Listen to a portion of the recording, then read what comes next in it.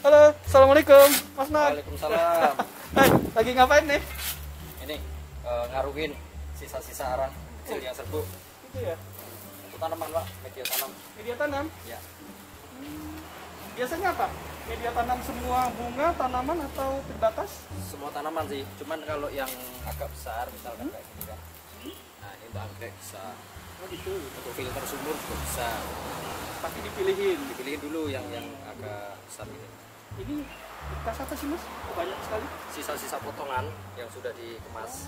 Tapi ini arang biasa ya, arang yang umum itu ya. Nah, arang halapan. Jadi ini mau dikarungin. Dikarungin, terus saya bagi-bagi.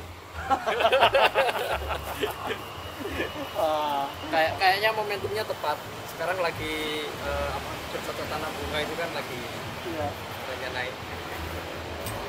Ya maaf teman-teman ya, ada iklannya karena kita dekat dengan bandara, suara pesawat pada masuk nih.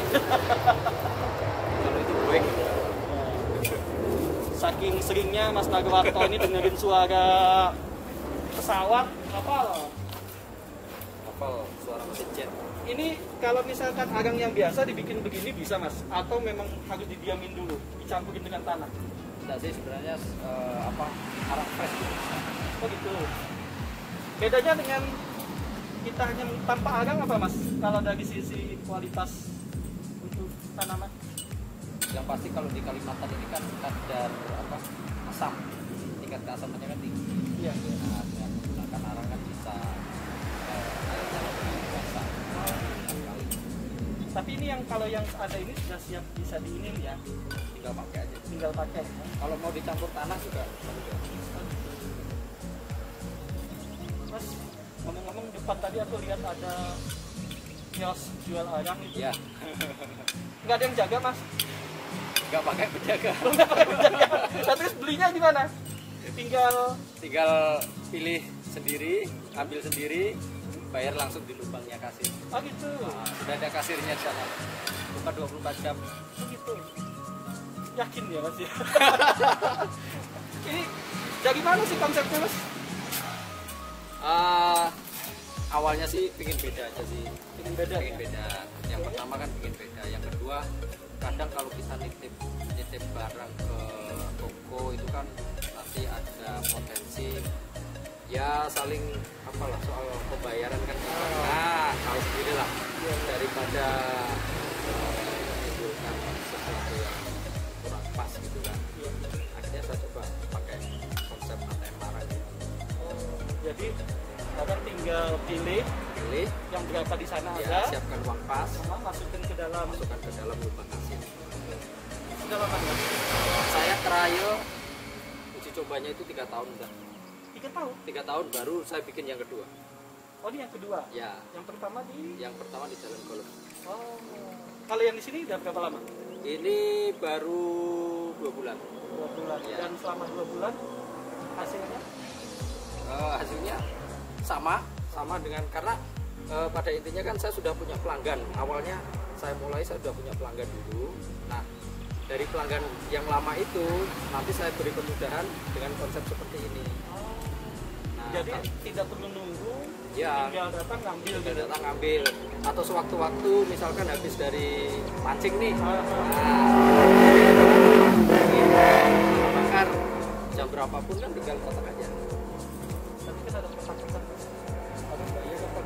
Oh, itu ada rahasianya sih. Oh gitu ya? Sudah ada kalkulasi lah. Oh gitu. Boleh saya sampaikan? Oh boleh. Tapi bukan rahasia perusahaan ya? Kan, gini sebenarnya kan ini kan sebenarnya konsepnya kan kayak teman-teman di sekolah dulu kan anak SMA lagi kantin kejujuran gitu. Iya, kantin kejujuran. Nah. Artinya ngambil sendiri, bayar sendiri, kalau ada kembalian Ya, sendiri. Nah, dari sini kan saya coba kalkulasi seperti ini.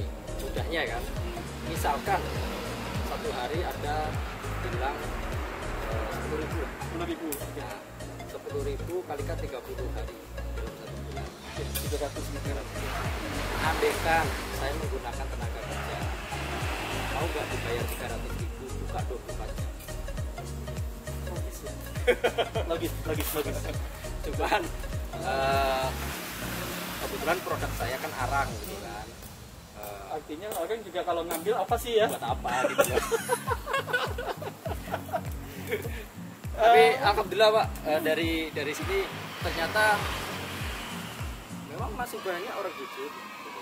Artinya saya 3 tahun ini dan saya berani menambah outlet lagi, itu artinya kan ini bisa dikembangkan. Tapi tetap ada pengaman.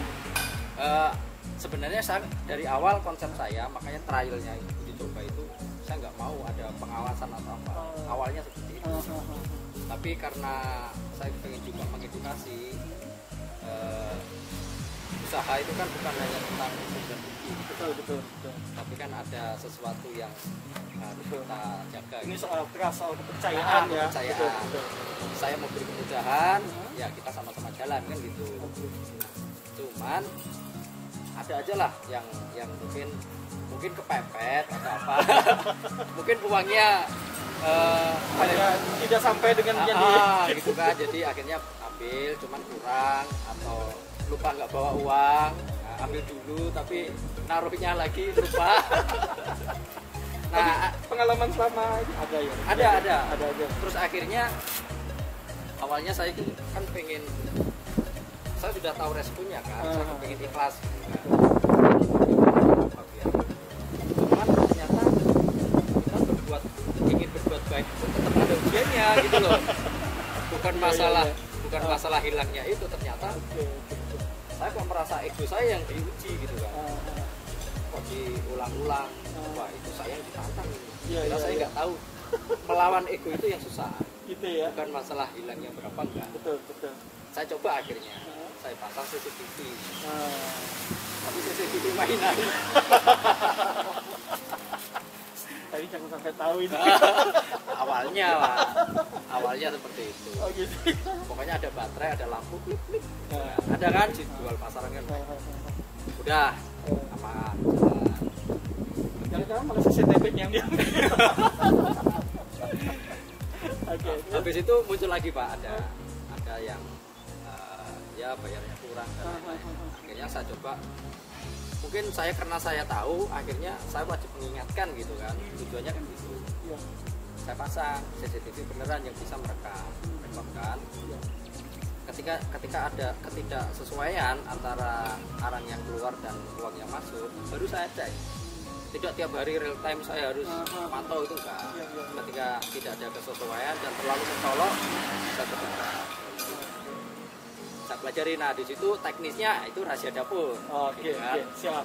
Itu rahasia dapur. Tapi saya melihat gambar plus tetap memainkan feeling Pak, perasaan. Oh ini gambarnya saya ambil, saya pajang Pak di kios. Begitu. Nah, tapi tulisannya gini, selamat kepada pembeli pembeli ini, silakan menghubungi nomor sekian. Gitu, selamat kepada pembeli yang beruntung, segera menghubungi nomor ini. Dia kan dapat hadiah dia. Nah, ternyata seperti itu. Dan saya ditelepon Pak. Terus akhirnya saya ngomong dengan ya santai lah gitu kan. Kalau bisa saya ketemu atau kemana-mana gitu kan. Terus saya ngomong ya sama-sama enak gitu kan. Akhirnya iya mengakui ada yang kurang atau apa. Nah dari situ akhirnya kembali normal lagi. Dan sampai sekarang dari situ saya udah mulai ini tahu, oh titik lemahnya, celahnya mana. Akhirnya saya coba buka yang depan. Oh itu kejadian yang di sana ya? Iya, kalau sini belum. Mudah-mudahan tidak terjadi. Tidak, semoga tidak.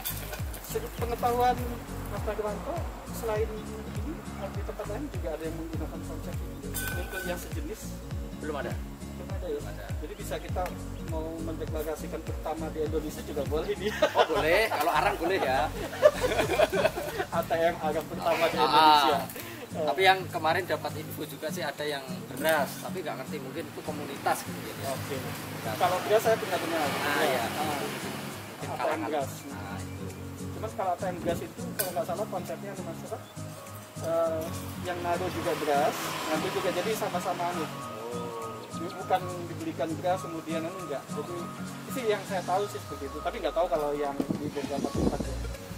Jadi ini konsep baru jualan arang sebetulnya ini ya, Mas ya. Ya. Dan boleh dikatakan untuk kondisi pandemi segala macam ini cukup sangat apa? Ya kita mendukung apa? Physical distancing ya. Artinya sih kita pun tidak ketemu dengan. ya. Ada berapa varian sih Mas yang disiapkan di sana? Ada mulai paket, saya kan jualnya paket bukan per kilo enggak. Ada paket 5.000, paket 10.000, 15, 20, 30 sama 100. Yang 100.000 yang gede ya. itu yang paling gede itu karung, kalau yang lainnya plastik. Kenapa jadi paket hitungnya Mas bukan kilo? Karena harga arang naik turun. Oh. Nah kalau nanti per kilo nanti saya ngabarin lagi. Oh berarti ini ngikutin fluktuasi. Ngalah-ngalahin. Harga arang naik turun. Kadang saya dapat dari petani mana itu kan harga agak tinggi gitu kan, mungkin lagi kesulitan bahan baku, tapi saya dapat lagi dari petani yang mana, nah itu kan untuk menjaga keseimbangan itu saya paket aja enak. Betul.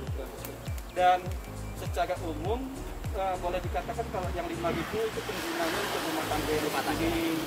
Kalau kayak penjual bakso, sate itu sekitar berapa? Biasanya mereka kalau yang bakso itu ambil yang karung 100.000. Kalau yang sate 30.000. Betul apa biasanya kalau pemantauan Mas biasanya? Sate 30.000 itu bisa 2 hari. 2 hari. 2 hari yang standar. Artinya dia masih ya cukup lah ya misalnya 30.000 untuk ini kan? Ya. Dan itu pun paket itu pun berdasarkan pengalaman ya. Ya. Jadi tidak serta-merta nih aku jual 5.000 Nah, enggak. sesuai kita kan ngamatin dulu dari yang awal itu kan. Betul. Berapa sih ternyata memang tiap lokasi punya punya karakter masing-masing. Kayak di sini rumah tangga memang kurang. Yang banyak malah justru yang karung atau yang warung. Mas untuk promonya orang datang saja ke sini atau sebelumnya ada diinformasikan di mana itu? Sementara ini belum pernah promosi, jadi masih organik. Orang karena tahu. Datang biasanya beli arang di sini. Ya beli di sini, terus saya kenalkan konsepnya. Sama dengan sebelumnya. Jadi saya tinggal adopsi. Jadi saya memang coba mengembangkan usaha itu memang kepingin yang pelan-pelan, tapi saya harap sih lebih awet. Karena sambil mempelajari kan karakternya. Ya. Oke. Dan ternyata lumayan ya, saya di sini udah Berapa? 2 kali ada yang datang. Luar biasa. Karena ini bisa dicontoh untuk teman-teman yang lain gitu ya. Target saya malah kepengennya semakin mendekat ke pelanggan, intinya itu sih, memberi kemudahan. Tapi di sana juga menyediakan ini ya Mas lagi ada nomor kontak untuk apa segala macam. Ya. Nah, karena ada juga gini karakter, karena kita tinggal di Banjar, tinggal di masyarakat, karena kita dari sekarang masih di barat. Mungkin kalau tidak ada apa-apa kayaknya kurang belanja gitu ya. Nah, itu makanya sejak awal saya coba kasih tulisan akad jual belinya seperti apa, dan saya sudah ridho dengan akad ini gitu kan. Nah, pembeli tinggal membaca, atau kalau sepakat ya udah tinggal silakan beli, atau kalau biar lebih afdol merasa biasanya telepon. Oh gitu. Mas saya beli. Saya beli gitu ya. Mas saya beli. Walaupun cuma 5.000 tapi akadnya. Makanya saya siapkan kontak person di mana lebih ke akad sih. Iya. Yang saya alami sama. Mas kalau boleh tahu rata-rata 1 bulan sekitar berapa? Berapa kilonya atau kilonya gini aja. Nanti duitnya nanti tinggal kalikan aja. Oh gitu. Kalau kilonya itu bisa sekitar total 2 ATM sama ambil di gudang langsung itu penjualan 15 sekitar 5 ton lah.